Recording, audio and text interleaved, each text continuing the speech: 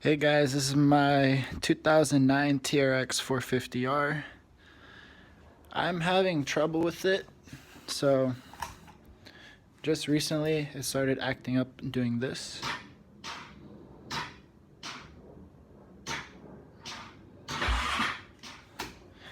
Let me tell you what I changed on it. I already changed the starter, I changed the solenoid, I changed the battery, I changed the thing up here, I forget what it's called. It charges the battery while the quad is running pretty much.